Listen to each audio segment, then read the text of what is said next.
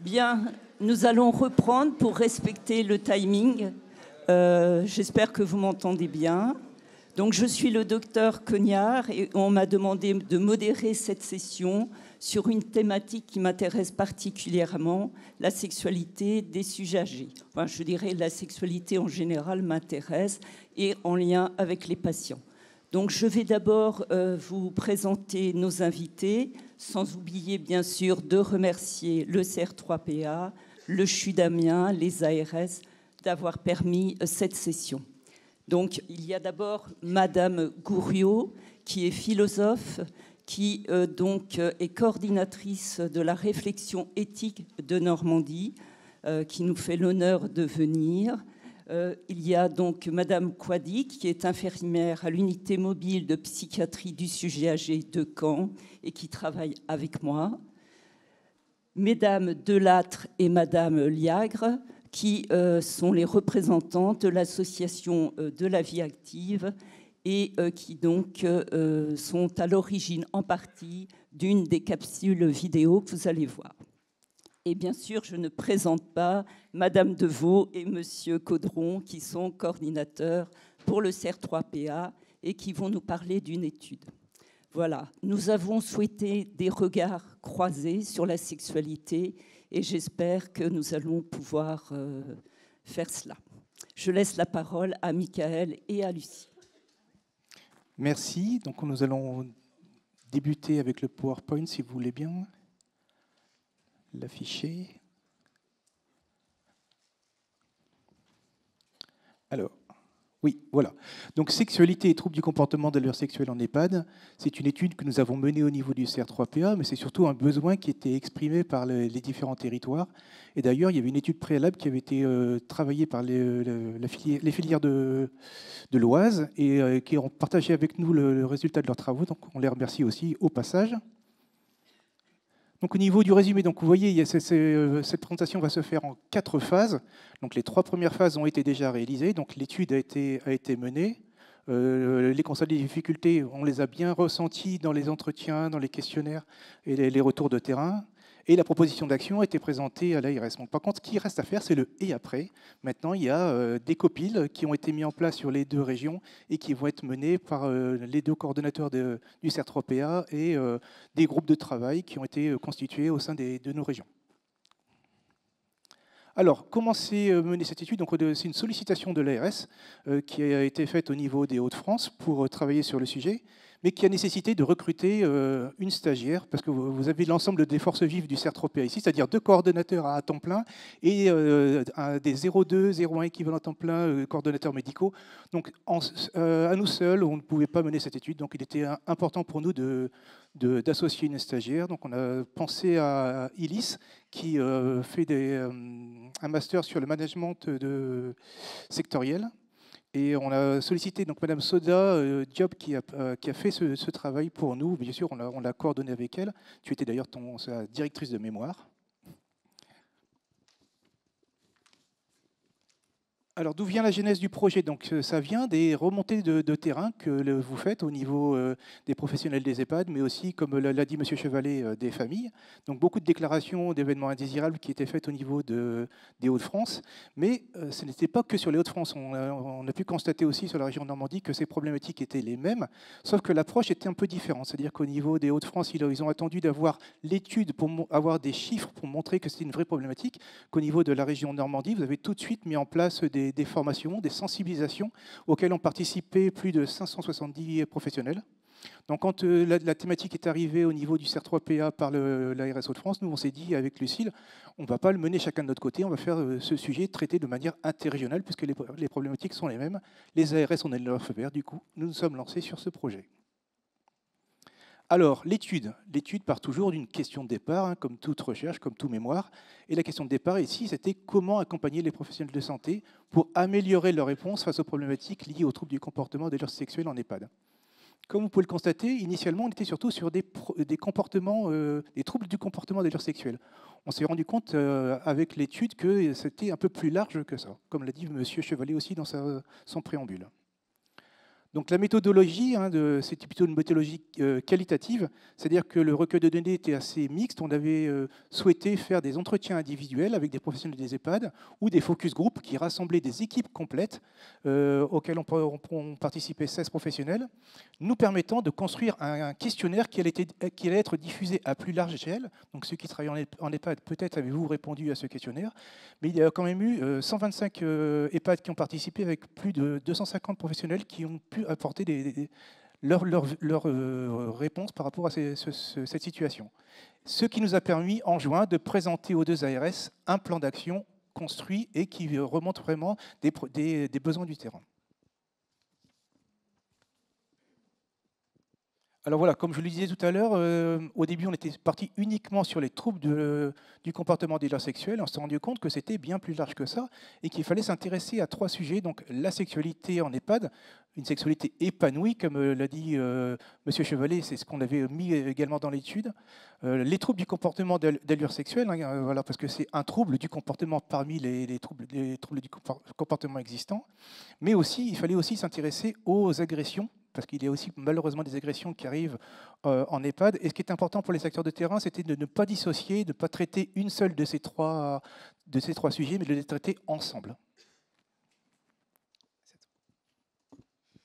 Passage de flambeau. On va faire assez court parce que vous voyez le rythme de la journée est un peu cadencé, etc.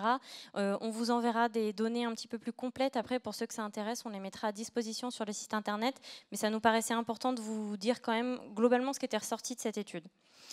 On a voulu vous mettre des chiffres du coup sur ces 3 grandes catégories, sexualité, troubles du comportement d'allure sexuelle et agression sexuelle.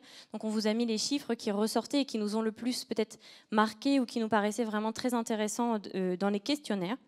Et donc là, vous voyez, globalement, les répondants indiquaient avoir connaissance, les répondants, c'est les EHPAD, indiquaient avoir connaissance de relations affectueuses et sexuelles dans 105 EHPAD parmi tous les répondants, donc ça fait à peu près 85%. Ce qui nous a étonné, c'est qu'on a quasiment une vingtaine d'EHPAD qui nous ont dit ne pas en avoir connaissance. Donc, pas de relations affectueuses, intimes, sexuelles, ou juste pas connaissance. Et donc, on vous a mis parmi ces relations ce qui ressortait le plus. Donc, c'était des nouveaux couples, ce qui ressort dans la moitié. 33% des relations préexistantes, donc souvent avec un conjoint qui n'est pas institutionnalisé. Et autres relations, donc c'était plutôt des choses passagères, pas des relations qui s'installaient, mais des flirts ou des choses comme ça qui s'inscrivaient pas dans la durée entre résidents. Sur les troubles du comportement d'allure sexuelle, là, ce qui était intéressant, c'est que sur les 123 répondants, on a 96 EHPAD qui étaient confrontés aux situations complexes, on les avait notés comme ça, autour des troubles du comportement d'allure sexuelle, donc c'était quand même 78% des répondants. Et là, on vous a mis, alors je ne sais pas si vous voyez très bien, on vous a mis ce qui ressortait le plus. Ce qui est le plus ressorti pour eux, c'était les troubles cognitifs. Ça rendait forcément pour les équipes des EHPAD la situation complexe. Le lien, c'était évidemment le lien qu'on peut faire avec la recherche du consentement. Ce qui ressortait pas mal aussi, c'était quand même des propos déplacés, une nudité en lieu public, donc lieu public ou lieu collectif partagé dans l'EHPAD, les attouchements, notamment d'autres résidents ou de professionnels. Alors, ce qu'on a noté comme masturbation inappropriée, c'est évidemment dans un contexte inapproprié. Donc, on ne parle pas de masturbation dans une chambre et un soignant arrive et interrompt, parce que là, la personne était sur son lieu de vie, sur son lieu privé. Même si c'est une chambre dans un EHPAD. On parle plutôt sur des moments collectifs, le temps du repas, des animations ou dans des pièces qui ne sont pas des pièces individuelles. Et ce qui ressortait aussi quand même, les relations non consenties, vous voyez en bleu clair, c'est le premier. Et pour finir sur les agressions sexuelles, là c'était un petit peu moins d'EHPAD et fort heureusement, mais alors est-ce que ça reflète la réalité? Mais on avait 46 EHPAD qui étaient confrontés à de ces agressions sexuelles, donc soit 37% des répondants. Et là, on vous a mis qui ça concernait avec en premier l'agresseur et en deuxième la victime.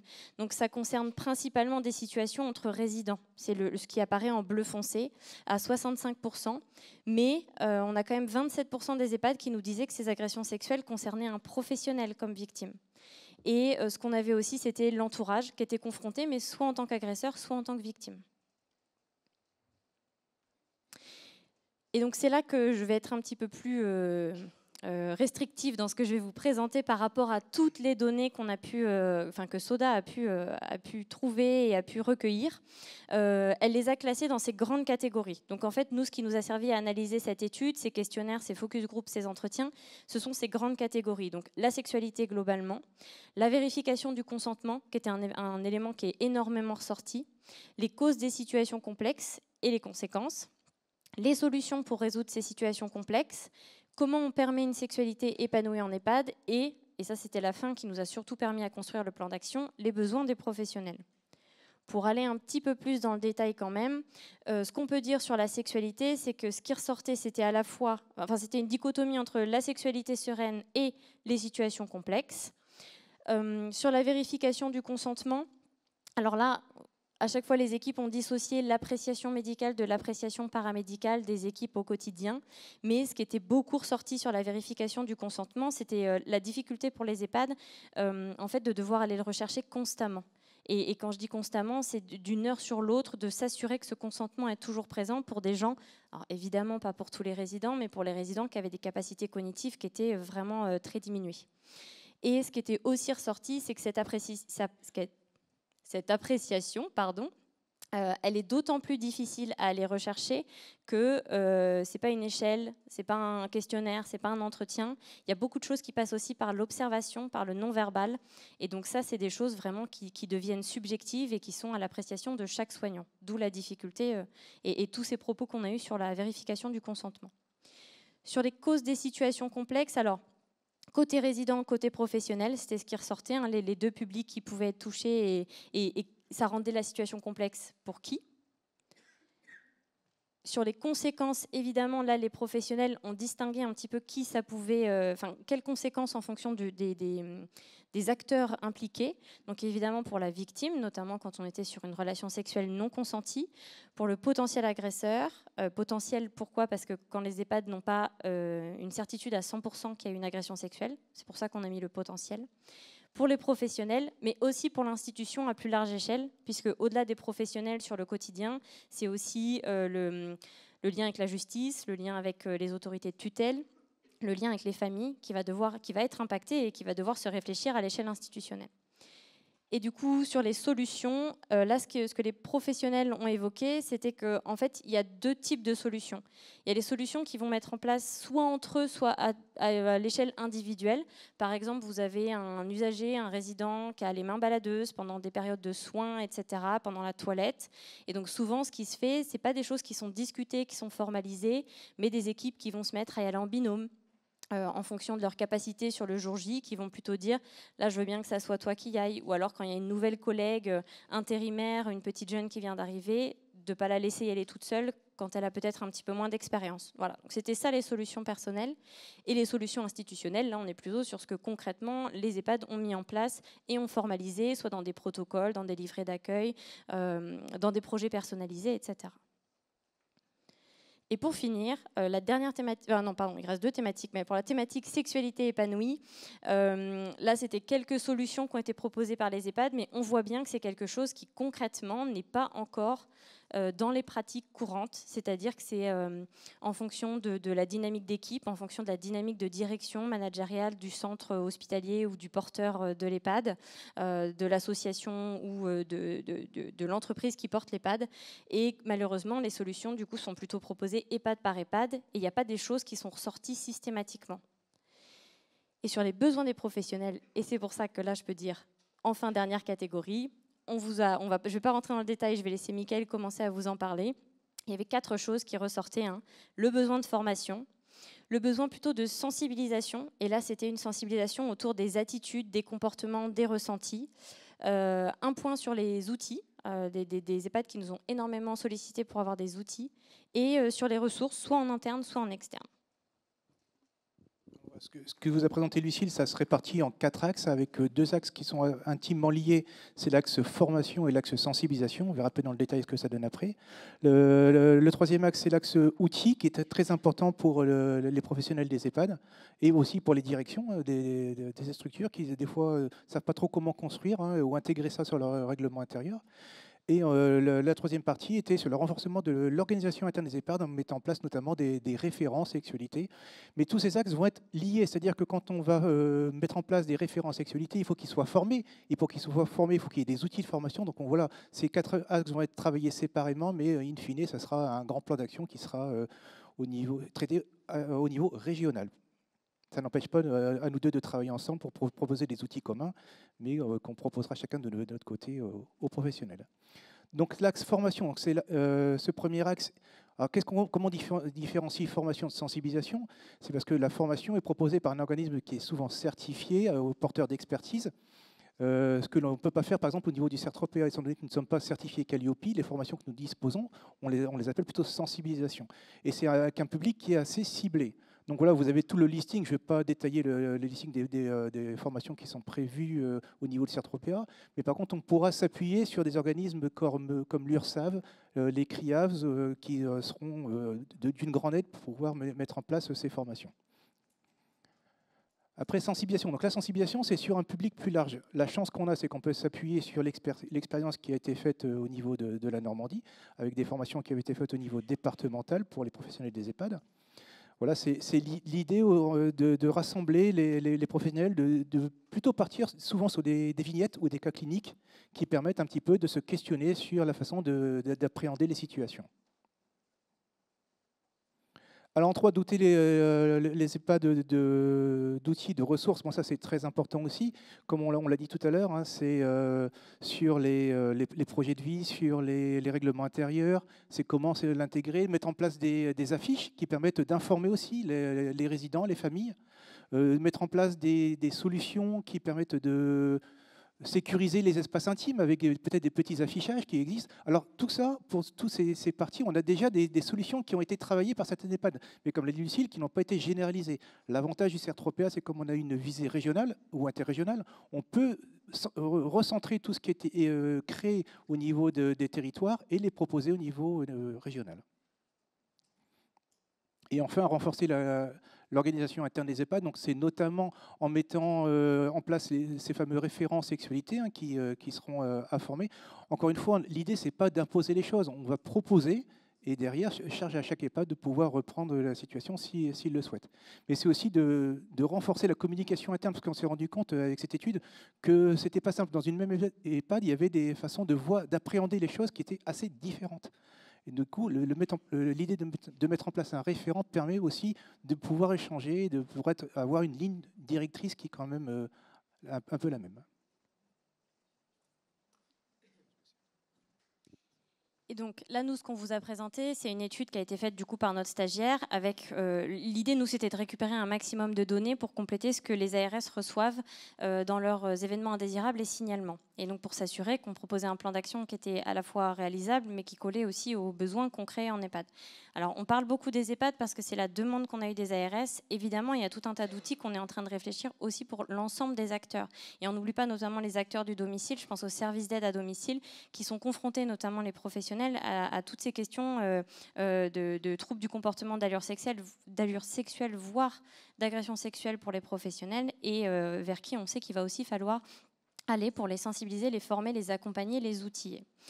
Ce qu'on propose, donc nous, c'était ce plan d'action, et là, la main est repartie aux ARS, comme c'était leur commande. Et donc, dans les Hauts-de-France, ce qui va se passer, enfin, ce qui est en train de se passer, c'est qu'il y a un copil régional qui est porté par l'ARS Hauts-de-France, avec des groupes de travail thématiques qui s'est mis en place pour mettre en place un plan d'action qui reprend en partie ce qu'on a dit, mais peut-être qui va être abondé aussi par des propositions des acteurs locaux, parce que nous, c'était vraiment interrégional comme proposition. Et en Normandie, alors, on ne repart pas d'un copil. On va plutôt essayer, sur certaines actions ciblées du plan d'action, de le proposer à l'échelle d'un territoire expérimental. Et donc, pour l'instant, on commence à réfléchir autour de l'heure, parce qu'on a un groupe de travail sur la question des troubles du comportement plus globalement en EHPAD. Et il y a beaucoup de choses qui ressortent sur la sexualité ou la violence sexuelle. Et du coup, on devrait se saisir de ce travail-là pour commencer à réfléchir sur la mise en place d'actions. Par contre, ce qu'on peut vous dire, et c'est notamment beaucoup sur l'axe 3, qui était l'axe outiller les EHPAD, ça c'est un travail qu'on est en train de faire à l'échelle interrégionale. avec vraiment un appui, et on les remercie des CRIAVS, donc les centres ressources pour les intervenants auprès des auteurs de violences sexuelles. J'espère que je n'ai pas écorché leur sigle, mais ce sont des centres ressources qui sont vraiment d'une grande aide sur toutes ces thématiques-là, et notamment sur les thématiques concrètement en lien avec la justice sur les agressions sexuelles. Et donc on est en train de travailler avec eux pour la construction d'un protocole de prise en charge des troubles du comportement d'allure sexuelle. Donc ça, c'est des outils qu'on espère vous mettre à disposition au cours de l'année, peut-être en fin d'année 2025, si on est, j'allais dire, dans quelques mois, si on est ambitieux, fin d'année, si on est réaliste. Et donc, je crois qu'on a fini pour notre présentation. On restera dispo pour les questions. Alors moi, je vais m'éclipser, mais je vous laisserai Mickaël pour la table ronde. S'il y a des questions pour la Normandie, je reste quand même disponible. Merci à tous.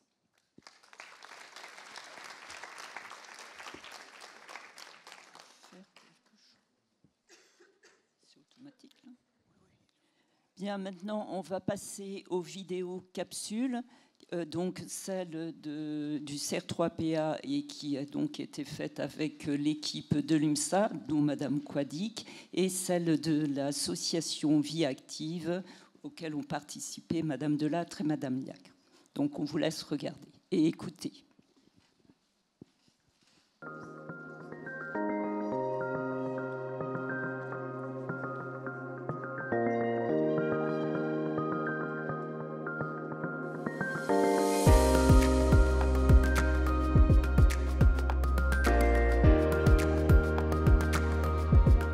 Je m'appelle Claire Coadic, je suis infirmière sur l'unité mobile de psychiatrie du sujet âgé à l'EPSM de Caen. Bonjour, je m'appelle Tatiana Rouillon, je suis infirmière sur l'unité mobile de psychiatrie des sujets âgés à l'EPSM de Caen.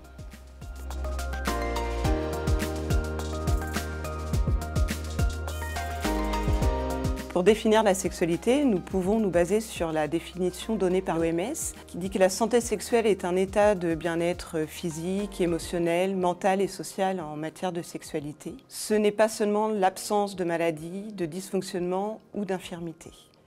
La santé sexuelle exige une approche positive et respectueuse de la sexualité et des relations sexuelles, ainsi que la possibilité d'avoir des expériences sexuelles agréables et sécuritaires, sans coercition, ni discrimination, ni violence.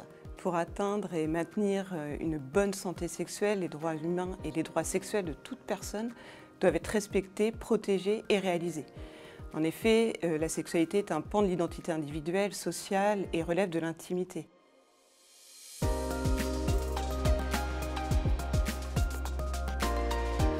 La sexualité, elle évolue tout au long de la vie et peut être pratiquée dans la plupart des cas sans risque. Avec l'avancée en âge, les modifications physiologiques peuvent conduire à une adaptation de la vie affective et sexuelle des individus. Les désirs, les besoins peuvent évoluer différemment au sein d'un couple, induisant parfois un décalage ou un réajustement de leur rapport à la sexualité. Elle peut par exemple laisser davantage la place à une tendresse partagée plutôt qu'à la recherche d'une jouissance sexuelle.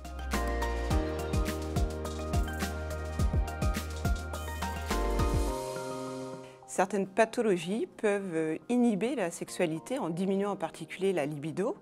On retrouve notamment les maladies cardiovasculaires, le diabète, les pathologies urogénitales, la dépression ou l'alcoolisme chronique. Certains traitements également peuvent inhiber la sexualité. Et là, on va retrouver de nombreux traitements cardiologiques, par exemple, les diurétiques, ainsi que les corticoïdes, les psychotropes, comme les antidépresseurs ou les neuroleptiques. L'inhibition peut provoquer des troubles à type d'anxiété, de fléchissement timide, de baisse de morale, d'inobservance des traitements, de tension. A contrario, certaines pathologies et traitements peuvent entraîner une désinhibition sexuelle ou des comportements sexuels inadaptés avec des propos du type « t'as un beau cul toi » ou « ça c'est des beaux lolos ». On retrouve aussi des actes de type masturbation, exhibition en lieu public, attouchement sexuel allant parfois jusqu'à des agressions caractérisées.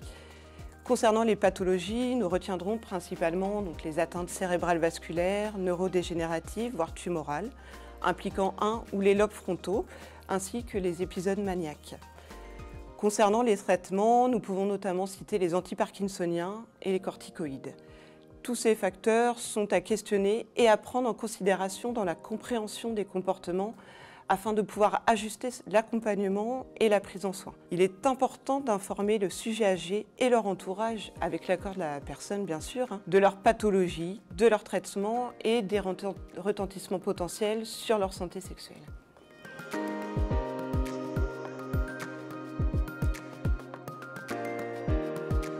Alors, la sexualité est un besoin et un droit.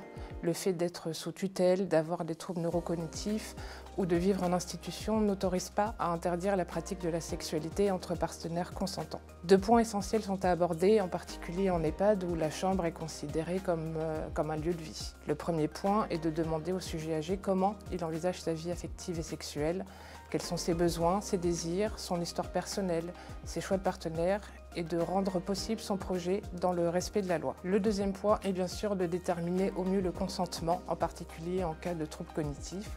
Pour cela, il est nécessaire, si la personne a des troubles cognitifs, de s'interroger si elle est suffisamment compétente pour consentir à une relation sexuelle en faisant abstraction des compétences présentes ou perdues dans les autres domaines. Pour ce faire, nous pouvons nous baser sur les réponses aux questions suivantes. La personne sait-elle qui elle est? Peut-elle reconnaître son partenaire? Peut-elle comprendre ce qu'implique une relation sexuelle? Peut-elle avoir les capacités d'exprimer ses souhaits, d'engager et ou de poursuivre ou non une relation? Quelles sont ses préférences en matière de sexualité de façon stable? Le consentement en cas de troubles cognitifs doit être recueilli, respecté et réévalué cliniquement et régulièrement de façon pluriprofessionnelle.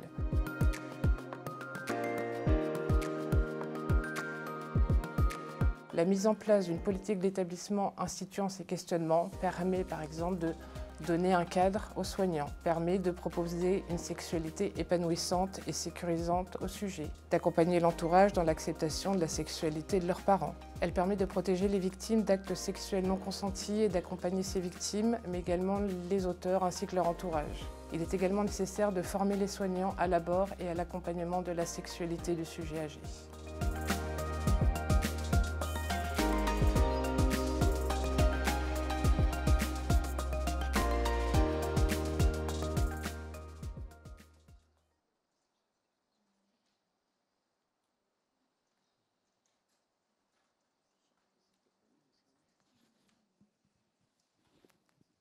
Je vous propose de passer à la capsule suivante.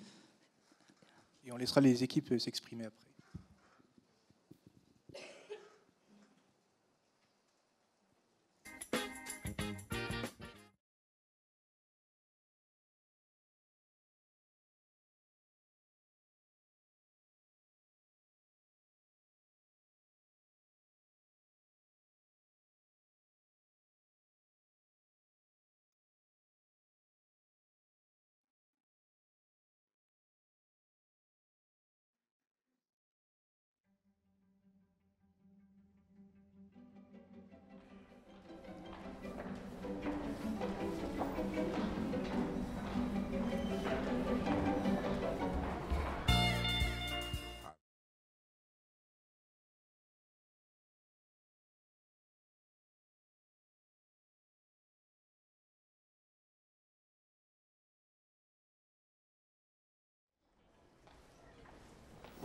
Eh ben, heureusement que c'est pas papa.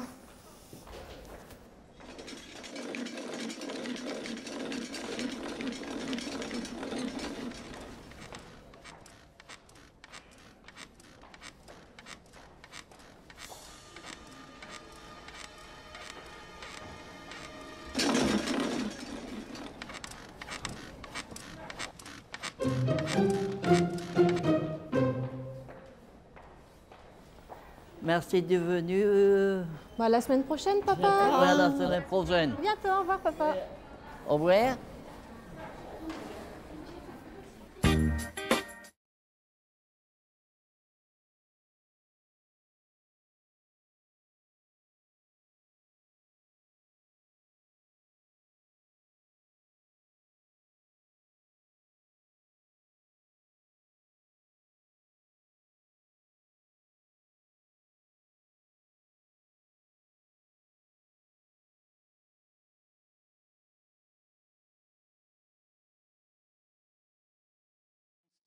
Elles ont été amenées à tourner cette capsule et puis un petit peu nous donner l'évolution actuelle. Bonjour, je suis Audrey, je suis monitrice éducatrice au sein de l'EHPAD de la vie active du Bon Air. La vie active, en fait, a un gros service de communication qui travaille sur l'éthique. Et une fois, j'ai reçu par mail cette proposition avec le petit scénario et j'ai dû me débrouiller à trouver du personnel, des résidents et aussi des familles. Donc, pas facile pour moi. Comment amener le sujet, surtout auprès des résidents, parce que c'est un peu tabou. J'y suis arrivée en mettant un peu ça sur la rigolade. On a rigolé comme tout quand on a tourné. Et quoi aussi la vidéo, en fait, a permis à débloquer un petit peu le sujet, parce qu'elle est projetée aussi quand on a des forums, la vie active. Ça, il a project. Et ils font aussi intervenir nos résidents, les résidents du film. Comme ça, c'est eux qui peuvent parler de ce qu'ils ont pu vivre. Et voilà. Après, que dire d'autre je ne sais pas. Toi, Audrey, tu pourras peut-être plus... Alors, on a une particularité à l'EHPAD. On a un UVPHA donc, qui accueille des personnes porteuses de handicap vieillissantes. Et donc, on a aussi on a une approche éducative, en particulier avec Audrey, sur cette question. L'accompagnement des familles, la discussion qu'on peut mettre en place avec eux est très importante sur cette question-là. Voilà. Merci. On va laisser la parole à Madame Quadig. Bonjour à tous. Donc la première capsule vidéo que vous aviez vue, donc à l'initiative du CR3PA, avait vraiment pour but de répondre aux besoins et aux questionnements finalement des soignants, notamment en institution, ce qui semble quand même faire écho à l'étude que vous avez pu présenter. Dans un premier temps, il nous avait semblé important de pouvoir définir en fait la sexualité, en s'appuyant notamment sur celle de l'OMS, qui mettait en lumière en fait que la sexualité est finalement joue un rôle dans la santé, le bien-être des individus, et que pour cela, il était surtout primordial de la respecter et de la protéger et de l'accompagner. En tant que soignant, finalement, il va être vraiment nécessaire de questionner les individus sur leurs habitudes finalement antérieures en termes de sexualité, de son évolution et de leurs pratiques actuelles pour pouvoir justement les accompagner au mieux. Le point aussi à retenir notamment, c'est tout ce qui va concerner leurs antécédents et leurs traitements actuels pour permettre de leur donner les informations, de mieux comprendre leurs difficultés et de pouvoir l'expliquer également aux familles qui peuvent être dans la non-compréhension des troubles présentés.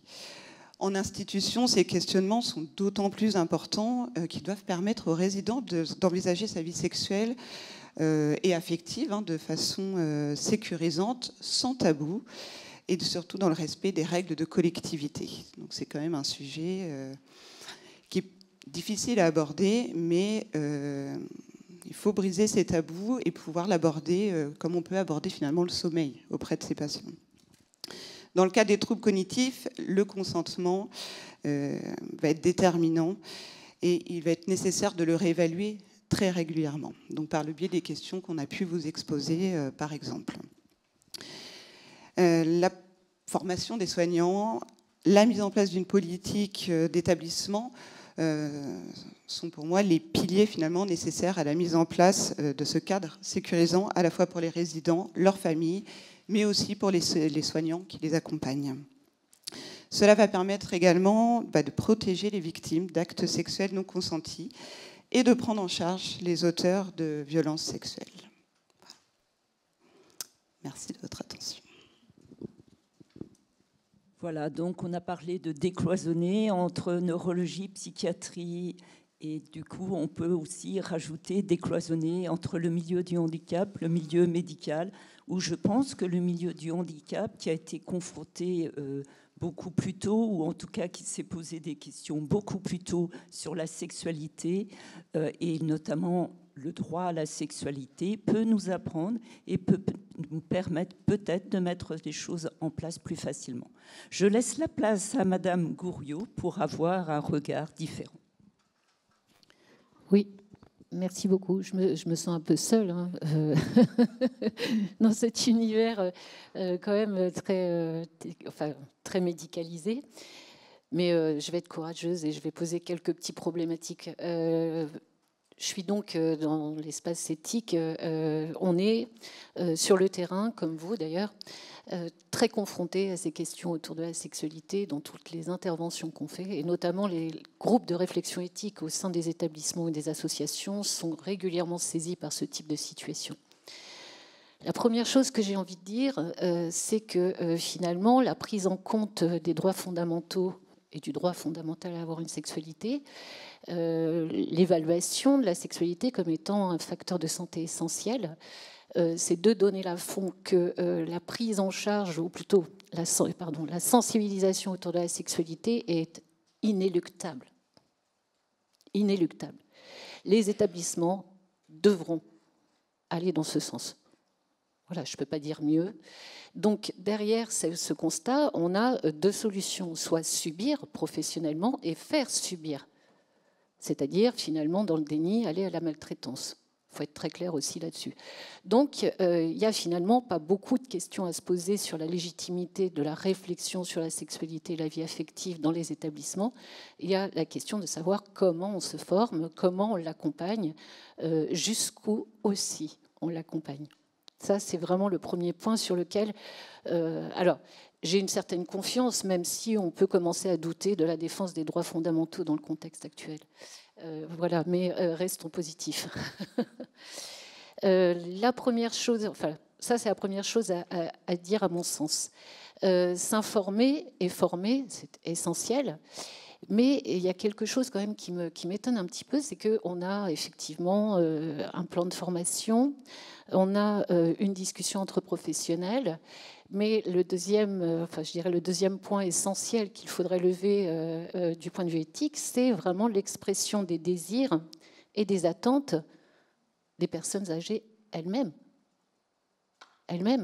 C'est-à-dire qu'effectivement, on peut se former avec une idée de ce qu'est la sexualité du point de vue, je dirais, presque un petit peu philosophique finalement, c'est-à-dire d'un point de vue un peu théorique.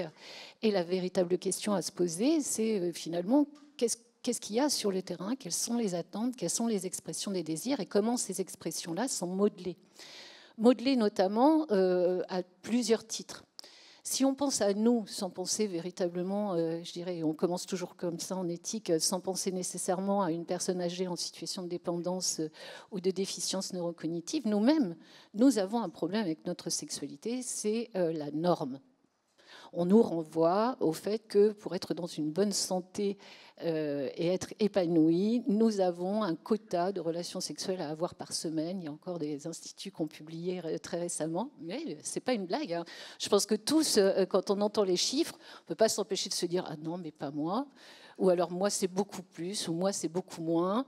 Et puis on se pose la question du conformisme à ce qui est rendu du point de vue qualitatif, c'est-à-dire souvent du point de vue des moyennes. Alors pourquoi je dis ça ?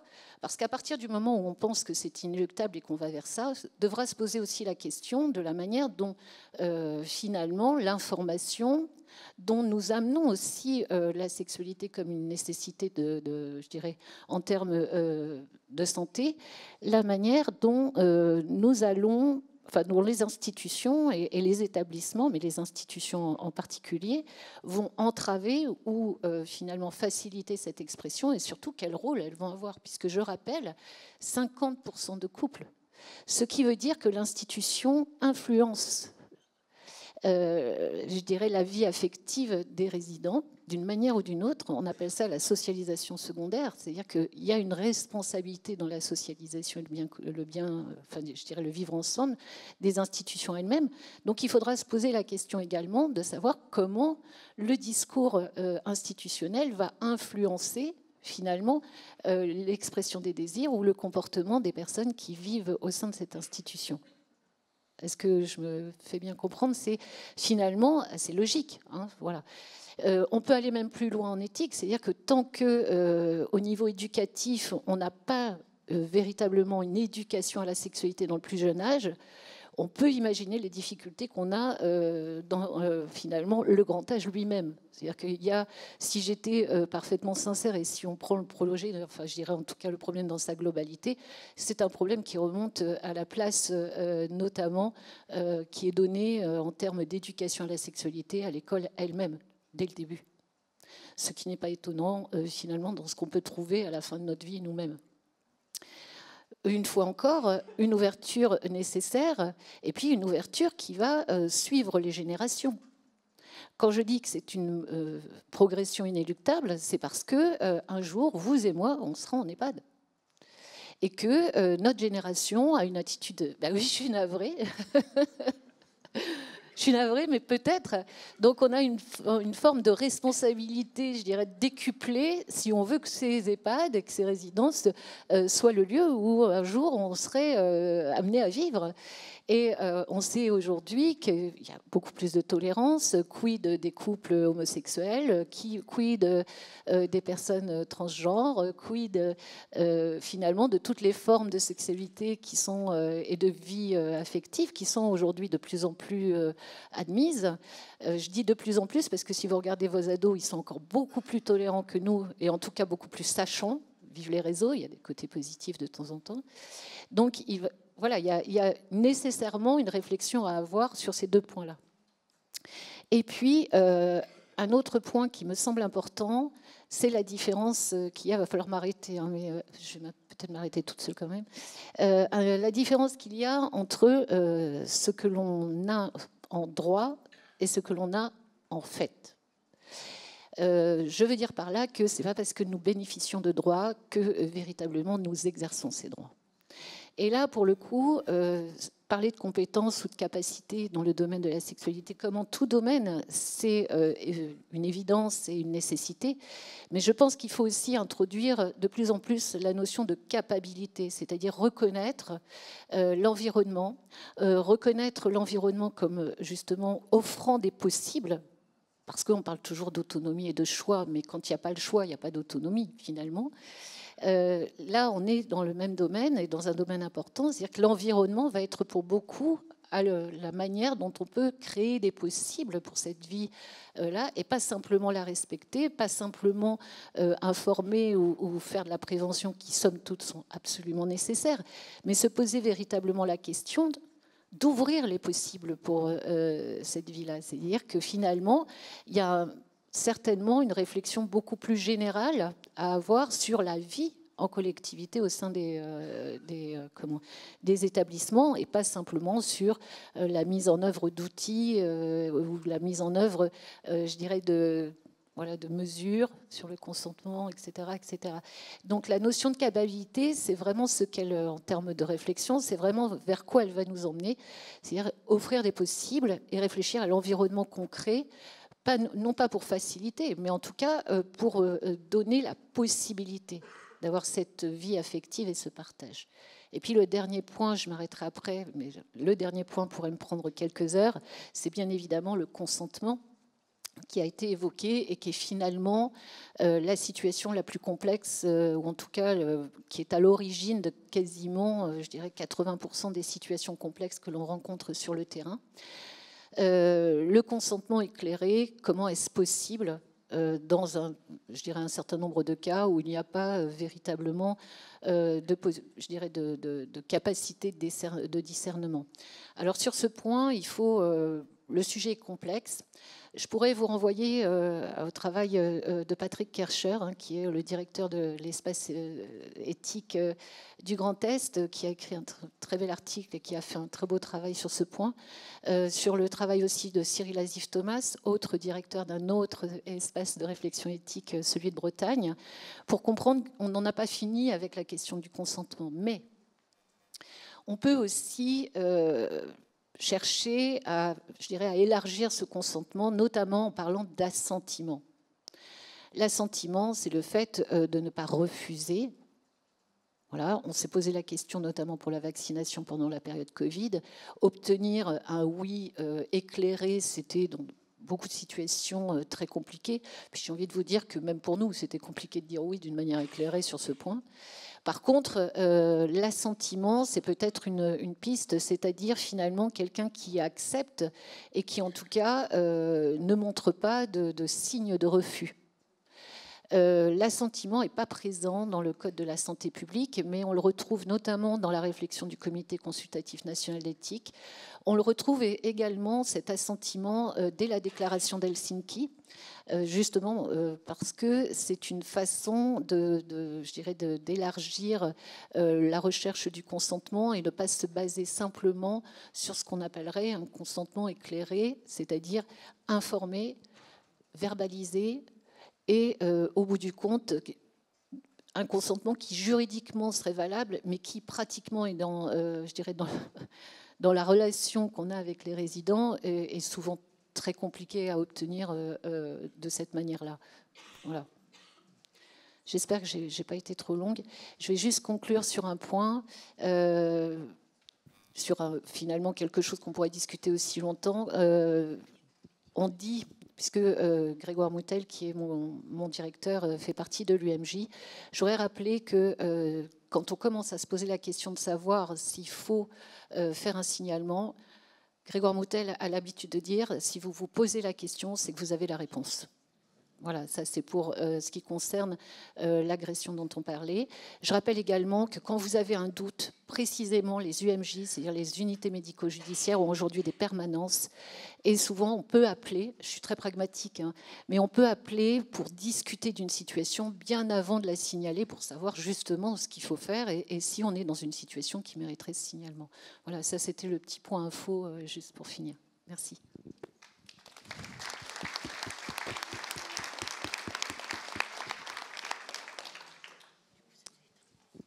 Bien, merci à tous nos intervenants. Et maintenant, place aux questions. Oui.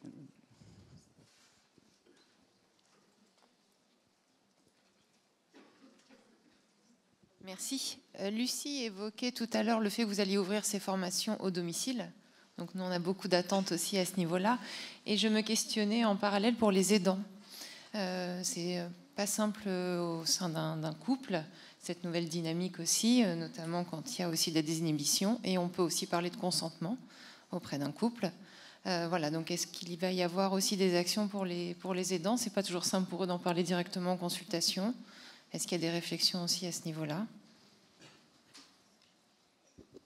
Alors, on va intégrer les plateformes de répit pour pouvoir justement aborder cette notion des aidants, parce que c'est quand même eux qui ont l'expertise sur le sujet, mais on va les intégrer au dispositif du plan d'action régional.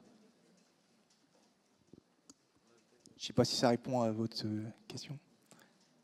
Il n'y en a pas partout des plateformes de répit, je sais bien.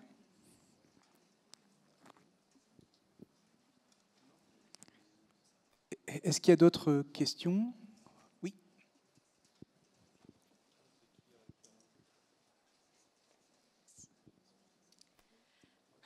Bonjour, merci beaucoup pour cette présentation très intéressante. Je suis Yuki Maizumi, le médecin gériatre du CC au Havre.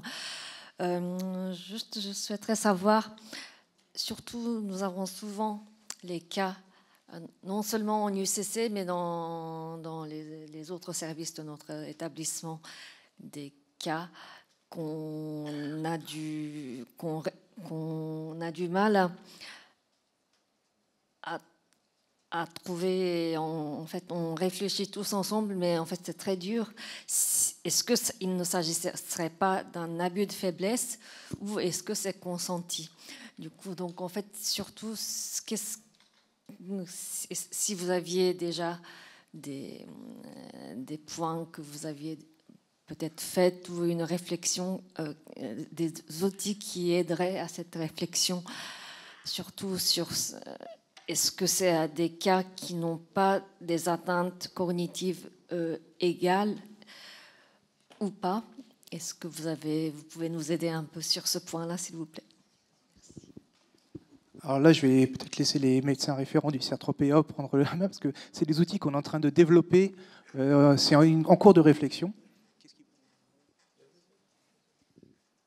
Il y a un groupe de travail dont parlait Michael tout à l'heure, notamment en s'inspirant d'une échelle anglaise qu'on ne va pas pouvoir valider, traduire et tout ça, parce que c'est extrêmement complexe à faire, mais une sorte de checklist qui pourrait être intéressante. Et puis après, voir à quel moment il y a besoin de signaler, quels sont il y a qui on prévient, voilà. Mais aussi ce qui va être de la formation interne. Enfin, il y a une sorte de code couleur en fonction de rouge, là s'il n'y a pas de doute, orange on se pose des questions, vert ça va, voilà, une sorte de feu qui permettra en fait de façon très, très synthétique avec plusieurs questions, mais on vous présentera quand ce sera validé. Là pour l'instant on est en phase de travail qui permettra en fait aux équipes de pouvoir avoir ce type de réponse. Donc là c'est un tout petit peu tôt pour répondre concrètement. Mais c'est en cours. Et je pensais là, par rapport au diaporama que vous avez présenté tout à l'heure, je pense qu'il faut aussi intégrer l'impact sur les proches. Donc, il faut donner la parole aux personnes. C'est pas toujours évident qui est le meilleur référent des proches. C'est pas évident, mais il faut quand même les intégrer d'une façon ou d'une autre dans notre réflexion aussi. Voilà. En tout cas, ce travail est en train de se faire, en se basant sur des outils qui vont être assez visuels et qu'on veut assez synthétiques. Alors pour les proches, on a des représentants des usagers qui font partie du groupe de travail. Ouais, il faudra qu'on les... Tu ne l'avais pas mis dans le diaporama, mais je pense qu'il faudra le rajouter. Tu veux compléter, Caroline ? Elle ne veut pas compléter. Je voulais juste ajouter, parce que vous évoquiez que vous étiez a priori en hospitalisation. Or, nous, quand on intervient au niveau des EHPAD, c'est l'importance de contextualiser, d'avoir tous les éléments dans lesquels s'est passée la situation. Et je pense vraiment qu'il y a une nécessité d'éducation, puisqu'on entend des mots attouchement, agression. Là, j'étais surprise d'entendre agression sexuelle vis-à-vis des soignants. Qu'est-ce que ça recoupe? Est-on sûr qu'on parle tous de la même chose? Et ça ne peut être que l'information et la formation des soignants qui fera qu'on parle de la même chose. Parce que utiliser des échelles, il faut déjà être sûr qu'on parle de la même chose. Et je pense qu'effectivement, il y a une évolution sociale à faire où parler intimité dans une EHPAD sera normal. Avoir les besoins des personnes, qui peut être mais moi je veux rien, ou je veux des sextoys, et que là les soignants ne seront pas démunis. Je pense que dans certaines EHPAD il y a des chambres pour avoir des relations sexuelles. Ça ne pose pas forcément problème, mais ça peut poser problème à certains membres, et dans d'autres EHPAD c'est complètement impossible. Donc il y a vraiment une évolution, une éducation, et où plus vous aurez des renseignements, plus on s'intéressera aussi. Là, récemment, nous avons vu quelqu'un qui se masturbait dans sa chambre, et c'était juste devant le lieu de pause extérieur pour fumer des soignants. Il se masturbe en public. L'intentionnalité est-elle là chez un monsieur qui a une maladie d'Alzheimer ? Voilà, on met un pare-brise pour, si éventuellement il se masturbe, les soignants, il ne verra pas les soignants. Oui, mais est-ce qu'il s'imagine? Qu'est-ce qu'il fantasme? Oui, beaucoup de questions étonnantes. Et puis, mais quel est le passé de ce monsieur? Et là, on interroge le passé, et là, on découvre un auteur de violences sexuelles. Ce n'est plus du tout la même chose. Et du coup, les préconisations vont rester les mêmes. Que, notamment, effectivement, tout ce qui a déjà été dit au niveau de certaines précautions. Est-ce qu'il a besoin qu'on l'aide à la toilette? Non. Donc, il a fait seul. Vous supervisez. Est-ce que vous allez à deux lors de la toilette ou pas? Lorsqu'il y a un nouveau soignant, comment vous l'informez? Comment vous transmettez les choses dans cette prise en soin particulière? Et tout cela, ça demande un travail effectivement d'évolution dans les EHPAD, avec En plus, il faut renouveler les sensibilisations puisqu'il y a un turnover énorme dans les EHPAD qui font qu'on croit que c'est acquis, on revient 6 mois après et du coup, il y a de nouveau à faire. Voilà. Mais il y a des médecins coordinateurs qui font avec les psychologues, avec certaines équipes, vraiment du travail, parce que c'est un travail d'équipe. Et il faut que ça soit porté par plusieurs personnes. Donc un référent, c'est bien, mais un référent, quel que soit, il ne peut pas être seul. Il faut que ça soit porté par l'établissement et par plusieurs personnes. Je sais pas si c'est pour ça que ça doit être intégré dans la dimension institutionnelle, la politique institutionnelle. D'autres questions? Alors j'ai juste un petit commentaire. Oui. Je suis ici, Michael. Oui. Je vois que tu ne me vois pas, mais par rapport aux gens qui sont en ligne, il y a eu de nouvelles réflexions concernant les acteurs du domicile à intégrer et la place des proches et des aidants. Et un élément qu'on n'a pas vraiment donné, enfin on n'est pas rentré dans le détail tout à l'heure, c'est par rapport aux outils de sensibilisation, d'affichage, d'information, de communication. Quand on parlait de notre plan d'action, tous ces outils-là, il y en avait la moitié. L'idée, c'était de les faire à destination des proches et des familles. Évidemment, parce que pour permettre une sexualité épanouie en EHPAD, on sait bien que les familles vont devoir être intégrées et je crois que la capsule de la vie active le montrait bien. C'est aussi ces nouveaux couples qui se forment malgré des couples existants et un proche toujours en vie. Et donc on sait bien qu'il y a tout un travail de sensibilisation à faire aussi auprès des familles qui évidemment devient de la sensibilisation plus large aussi sur les troubles, sur les pathologies et sur la non-reconnaissance, etc. de son proche et le fait de réussir à prendre de la distance, ce qui est très difficile, mais réussir à prendre de la distance et remettre ces comportements, ces attitudes dans les troubles et pas dans un désir de faire de la peine à son proche. Donc voilà, c'était des petits commentaires en ligne aussi sur les professionnels du domicile qui disaient de surtout ne pas les oublier et tous ces outils de sensibilisation, je recoupe avec ce que j'étais en train de dire, pour moi ils seront valables aussi pour les professionnels du domicile. Ça typiquement, les outils pour les proches, c'est des choses qu'on va pouvoir faire pour tous les professionnels. Oui, même si initialement la demande était pour les EHPAD, on va pouvoir élargir dans un second temps, bien sûr. Oui.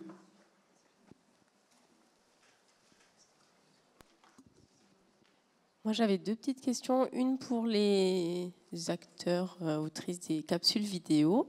C'était pour savoir, je suppose que du coup, vous êtes dans des établissements qui ont cette dynamique du coup de la prise en compte de la vie affective et sexuelle des personnes que vous accueillez. J'aurais voulu que si vous aviez des exemples de comment quand une situation se présente, comment vous réfléchissez en équipe et quels outils vous utilisez pour voir, je suis dans le rouge, je suis dans le orange, je suis dans le vert.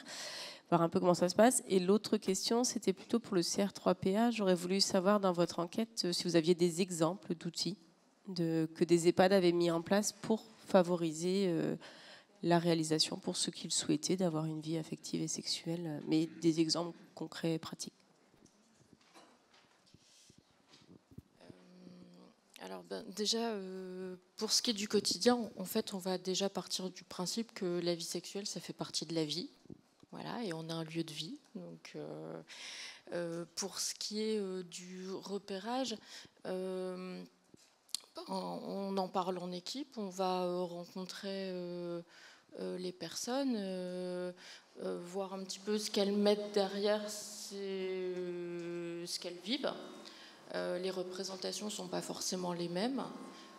Je vous disais, on accompagne des personnes qui sont en situation de handicap, donc la représentation du couple, elle n'est pas forcément... Voilà.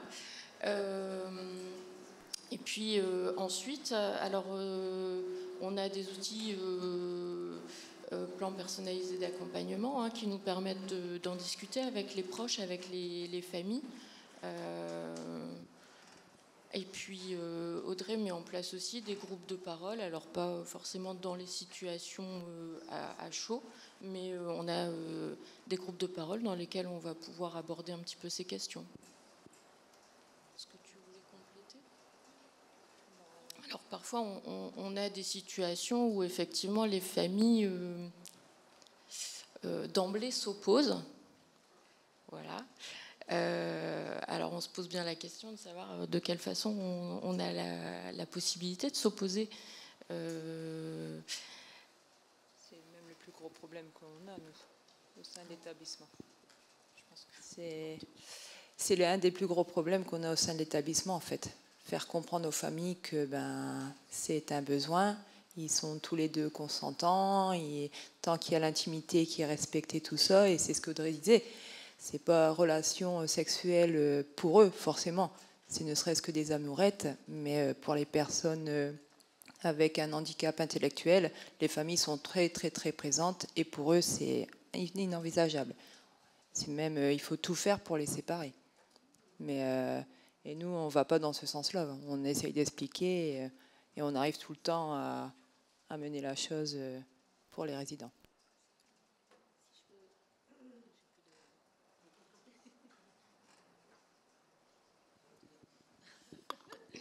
Merci. C'est l'occasion de dire aussi que la prise en charge au sein des établissements, ce n'est pas qu'une prise en charge de médicalisation, et que on ne cesse de le dire, hein, et notamment c'est évidemment la préoccupation éthique qu'on s'occupe des personnes. Ce qui veut dire, et j'entends ce que vous dites, que parfois on va être en situation de tension avec les proches qui exigent des choses. Alors, je dirais peut-être que dans le meilleur des cas, elles exigent qu'il n'y ait pas de relations affectives. Dans le pire des cas, elles exigent que maman soit attachée sur son fauteuil. Voilà, parce que c'est le problème de la contention et des demandes des familles qui parfois sont complètement délirantes par rapport à la réalité de votre travail à vous et de ce que vous pouvez faire pour garantir les droits fondamentaux et surtout la liberté des résidents. Ce qui m'amène à dire que on a vu avec l'espace éthique beaucoup de fois sur le terrain effectivement des situations de tension avec les proches. Et j'avouerai que finalement, on peut se dire que le rôle des professionnels, c'est aussi parfois de garantir les droits des résidents, y compris dans la tension et parfois dans le conflit réel avec les proches. Alors évidemment qu'on peut souhaiter que la communication se fasse, et je pense que vous êtes d'une patience folle parce que ce type de changement d'attitude vient véritablement avec le temps. C'est-à-dire qu'il faut discuter, puis rediscuter, et puis il faut maintenir le fil. Je l'ai vu beaucoup de fois, et il faut être très patient avec les familles qui refusent d'admettre la vie affective et sexuelle de leurs proches. Et quand ce n'est pas possible, quelque part, il faut avoir le courage d'assumer les valeurs aussi qui sont celles-là. La responsabilité des établissements, elle n'est pas que médicale. Elle regarde aussi la liberté des personnes que vous accueillez, et la protection de leur vulnérabilité passe par la protection de leurs droits. Alors pour répondre à la dernière question sur ce qu'on nous a reçu comme solution déjà mise en place dans les EHPAD, c'est beaucoup des lieux qui ont été dédiés, pour, comme disait Christine, pour permettre une sexualité épanouie, des affichages qui ont été mis à disposition des résidents qui pouvaient mettre sur leur porte pour indiquer qu'il ne fallait surtout pas les déranger. Et là, c'était vraiment bien travaillé avec les équipes pour qu'ils soient au courant et qu'ils les laissent tranquilles. La mise en place des référents sexualité dont on a parlé tout à l'heure. Le problème de l'étude qu'on a faite, c'est qu'elle était anonyme. L'idée, c'est que chacun puisse s'exprimer. Du coup, les solutions qu'on a eues étaient aussi anonymisées. Donc, on va revenir vers les EHPAD et rediffuser en disant si vous avez mis en place des solutions pour permettre une sexualité épanouie ou pour traiter les situations de sexualité avec les troubles du comportement ou d'agression sexuelle, n'hésitez pas à revenir vers nous pour nous les proposer. Et ce sera envisagé avec le groupe de travail pour voir si on les inclut dans la dimension régionale. Et puis, pour compléter peut-être, de dire que parmi les exemples qui nous ont été remontés, il y a des EHPAD qui ont automatisé le fait de poser la question lors de la rédaction du projet individualisé ou à l'entrée dans l'établissement. Alors évidemment, c'est des questions qui seraient à reposer régulièrement parce que le besoin, l'envie peut évoluer. Mais voilà, en tout cas, ils nous ont parlé de ça, d'une automatisation et d'une inscription dans le projet individualisé pour que la question soit forcément posée au moins une fois à tous les résidents. C'est ce que nous ont dit les collègues de la vie active sur le projet d'accueil personnalisé. Et sur je dis que tout à l'heure, les filières de l'Oise l'avaient travaillé. Ils ont proposé des outils qui ont été mis à disposition du CER3PA sur lesquels on pourra s'appuyer pour les diffuser au niveau régional. Parce qu'il y a un très très gros travail qui avait été fait par ces filières. Et je pense qu'au-delà des outils, il y a aussi tout le réseau. Finalement, quand une équipe est en difficulté, ne pas hésiter à faire appel soit aux équipes mobiles de psychiatrie du sujet âgé, de psychogériatrie, au comité éthique, au CRVS. Parce que parfois, quand on est dans la situation, on a du mal à prendre du recul. On peut être dans le rejet d'une situation, ce qu'on peut entendre, prendre un petit peu de recul, faire intervenir un tiers, de réfléchir de façon collective. ça peut permettre un peu de trouver des pistes aussi. Ça va être mis à disposition des EHPAD. La connaissance des CRIAVS, des URSAF, toutes les équipes ne les connaissaient pas. Le fait qu'il y ait des équipes mobiles de psychogériatrie, des ESPREV. Donc c'est pour ça que tout ça va être réalisé au niveau du CER3PA, diffusé au niveau interrégional. J'étais en train de réfléchir avec ma collègue Mexinco. Pourquoi ne pas introduire un paraphe dans le contrat de séjour plutôt que d'aborder la question en fait directement, déjà de faire une petite annotation et de dire qu'on peut vivre sa sexualité en EHPAD, parce que c'est pas du tout spécifié en fait ce chapitre. Et après, plus facile pour nous d'aborder, ne serait-ce que par le côté psychologue, de dire avez-vous réfléchi à cette alinéa? Dans le livret d'accueil, c'est aussi prévu de l'intégrer. Mais il faut que les mots soient les mêmes sur tous les territoires, parce que si chacun met sa petite définition, c'est un peu compliqué. C'est le rôle aussi du CER3PA justement d'amener quelque chose d'un peu plus construit. Mais c'est une bonne approche. Briser les tabous, finalement, nous, on est assez surpris sur des entretiens. Nous, on est une unité d'évaluation, donc on vient ponctuellement, on n'est pas dans le suivi, on vient aborder cette question, et en fait, la facilité avec laquelle ils nous répondent est assez déconcertante. Finalement, on sent que c'est nous-mêmes où on se met des limites, des tabous, on se dit, bon, ça va être une question difficile à aborder, et finalement, ils répondent quand même assez facilement, soit avec de l'humour, soit très factuellement, mais on a souvent une réponse quand même aux questions qu'on pose. Donc je pense que c'est aussi à nous, en tant que soignants, d'oser finalement poser des mots très simplement, comme on lui demanderait comment est votre sommeil finalement. Oui, l'entrave essentielle qu'on rencontre sur le terrain, c'est l'entrave morale, en fait. C'est le jugement moral qu'il y a des professionnels. Hein. Et je dirais, on parlait de consentement tout à l'heure, pour qu'il y ait une vraie vie sexuelle et affective épanouie, c'est le consentement de tous. C'est un peu particulier, mais voilà, on n'est pas libre tout seul dans un EHPAD, c'est vraiment un appui collectif.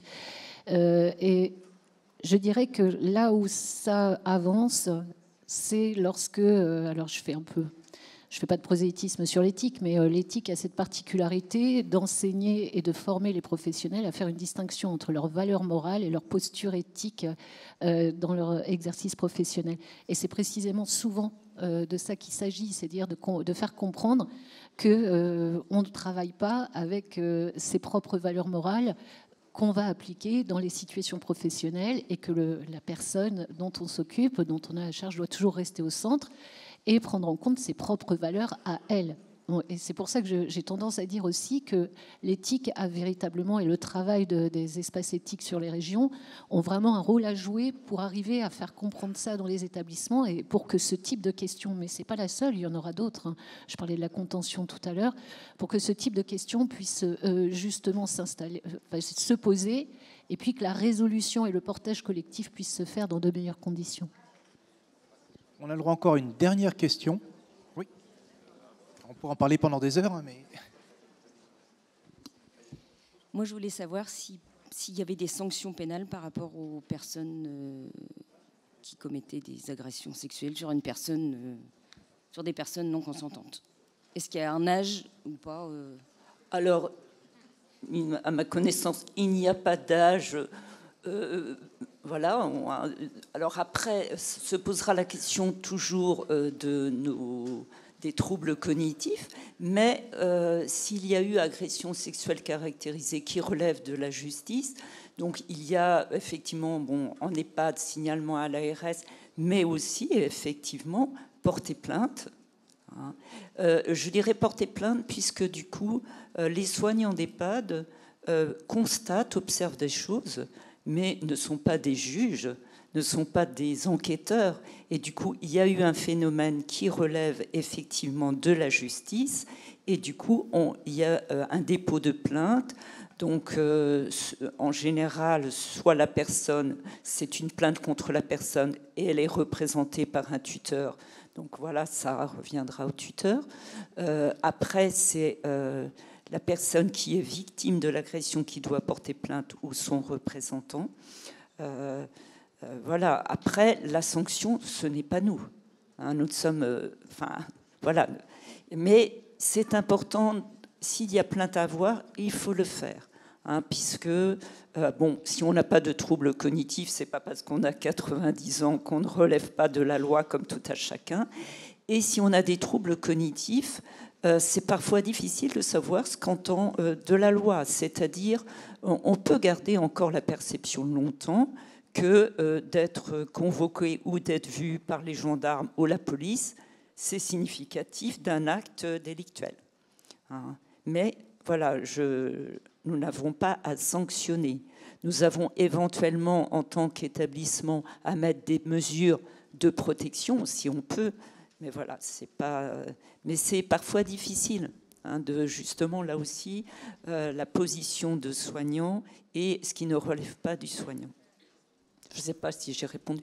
Pour revenir à la question de Madame par rapport aux proches, et pour revenir aussi aux frontières, je pense qu'il est important que ça soit dit, que dans l'évolution de certaines maladies, il peut avoir des bonifications du comportement sexuel et du coup avec des difficultés. Hein, ce qui éviterait peut-être à certains couples de se retrouver tout d'un coup en difficulté. Et aussi, je pense aussi que les associations France Alzheimer, maladie de Parkinson, peuvent être des partenaires aussi, hein, par rapport à cela. Alors, en tout cas, l'association France Alzheimer, je ne sais pas, mais l'association maladie de Parkinson, ils sont très au fait de cela. Voilà. Alors, je suis désolée, je vais devoir me faire le maître du temps. Christine, si tu veux bien conclure cette table ronde pour qu'on puisse aller déjeuner. Eh bien, je vous remercie tous, les intervenants et le public, de ce